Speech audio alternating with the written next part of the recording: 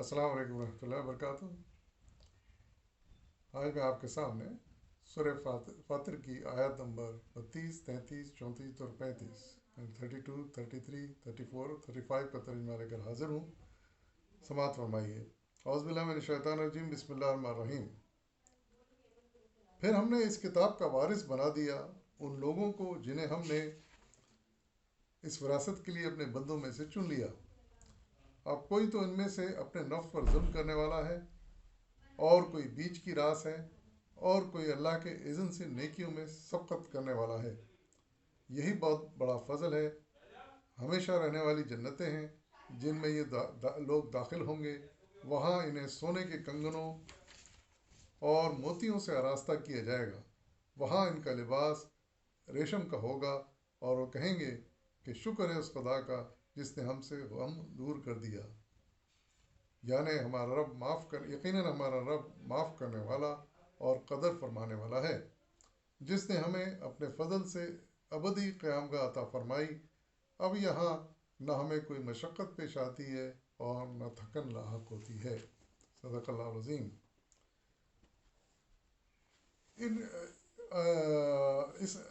इन आयत में सबसे पहली बात जो फरमाई गई वो उस ज़िम्मेदारी का तज़किरा है जो हुज़ूर सल्लल्लाहु अलैहि वसल्लम के इस दुनिया से जाने के बाद उम्मत मुस्लिमा पर आयद हो गई है। और वह ज़िम्मेदारी कुरान हकीम के बारे में है, और इसीलिए अल्लाह ताला इरशाद फरमा रहे हैं कि हमने उम्मत मुस्लिमा को इस काम के लिए चुन लिया है। ये विरासत उनको अता की है। अब जब किसी चीज़ की विरासत मिलती है तो हम पर कुछ जिम्मेदारियाँ भी आयद हो जाती हैं।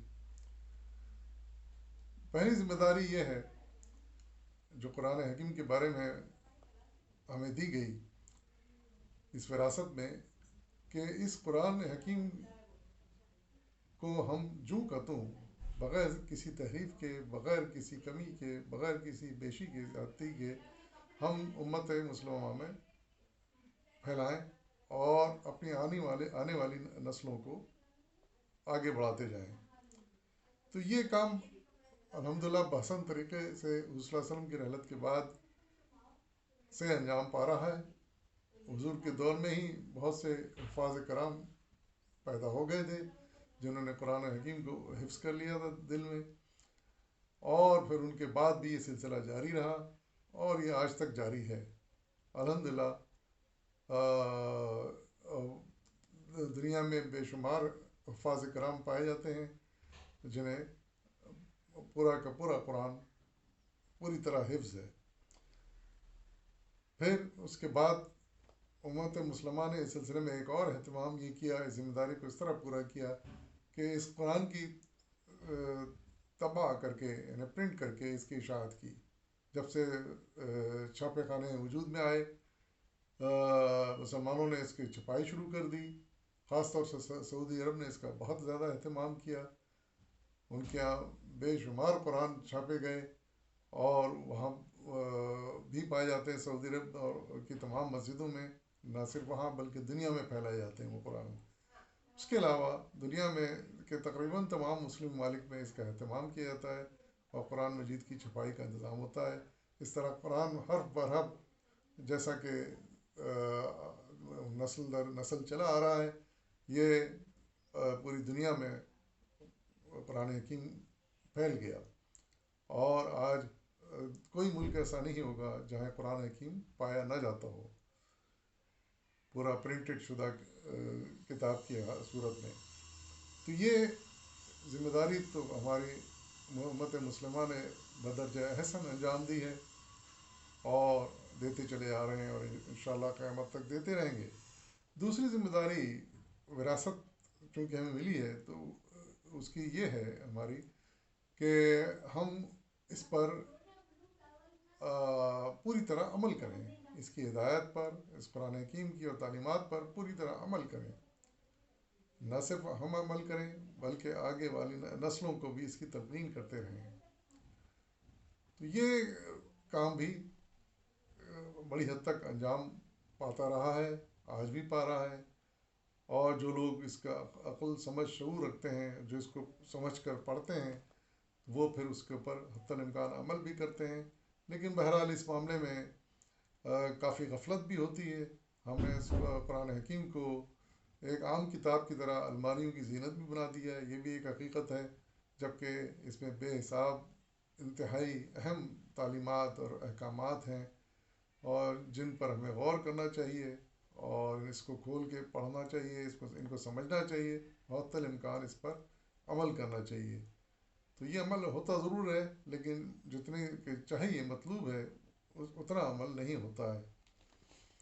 پھر تیسری بات یہ ہے کہ ایک اور ذمہ داری بھی ہم پر بحیثیت وارث امت مسلمہ پر یہ عائد ہوتی ہے کہ ہم نہ صرف اپنی امت میں اس کو پھیلائیں، قرآن حکیم کو، اس کی تعلیمات کو، بلکہ ہم دوسری قوموں تک بھی پہنچیں اور ان تک بھی یہ تعلیمات پھیلائیں اور اس کی افادیت کو سمجھائیں، اس کی اہمیت کو سمجھائیں، اور پوری طریقے سے دوسری قوموں تک پہنچانے کی اس کو کوشش کریں۔ تو اس کے لیے بھی کچھ لوگ تبلیغ کے لیے نکلتے ہیں، کچھ جماعتیں نکلتی ہیں، کچھ لوگ نکلتے ہیں، اللہ تعالیٰ ان کو اس کا جزائے خیر دے۔ تو یہ کام بھی ہو رہا ہے، لیکن اس میں مزید اضافے کی گنجائش ہے۔ اور پھر اگلی بات اللہ تعالیٰ نے ارشاد فرمائی کہ یہ جو امت مسلمہ ہے جن کو ہم نے وارث بنایا ہے، ان میں 3 طرح کے لوگ پائے جاتے ہیں۔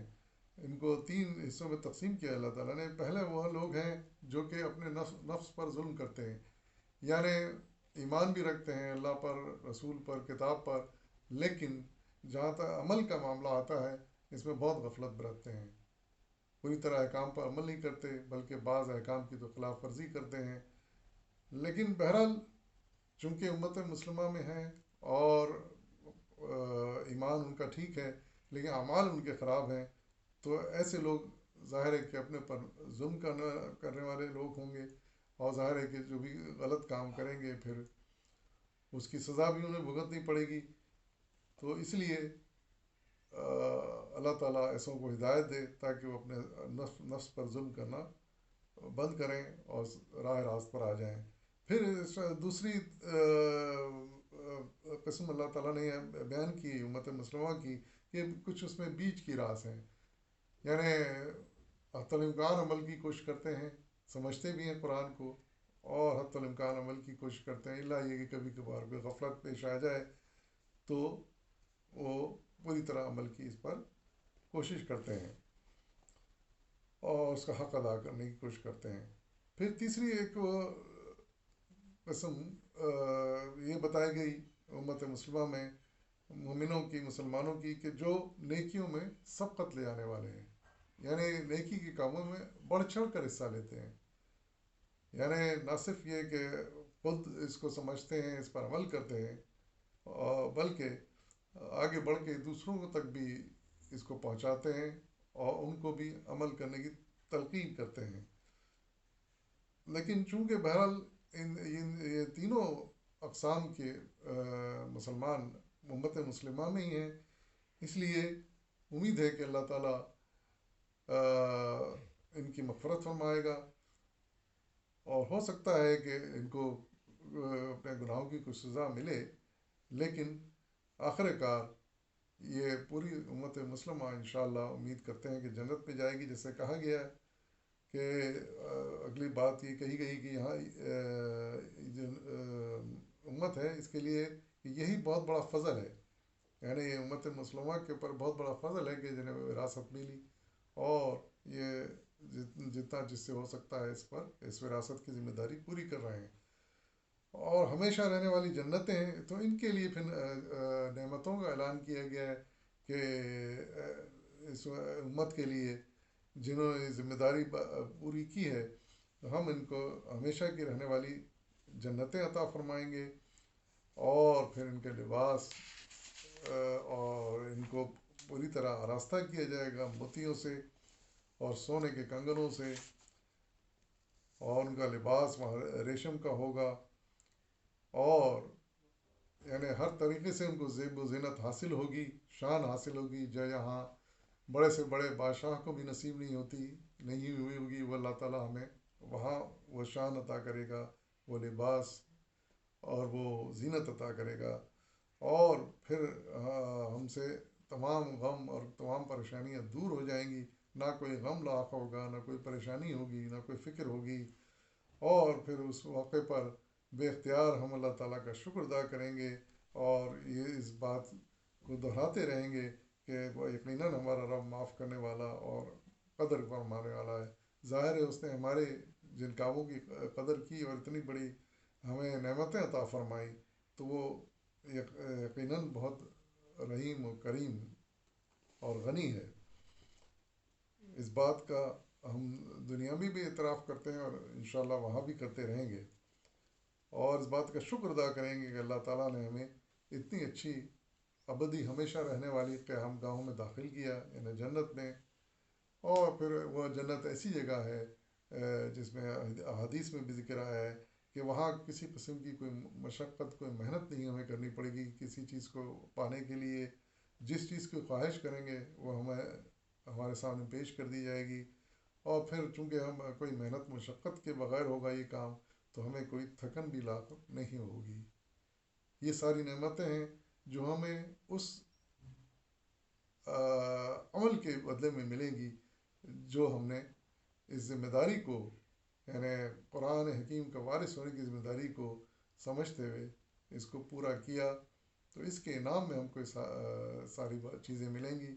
اللہ تعالی ہم سب کو اس کا حقدار بنائے، اور ہم سب کو توفیق عطا فرمائے کہ اس کے لیے ہم انتر امکان جو ہم سے ہو سکتا ہے ہم کوششیں کریں۔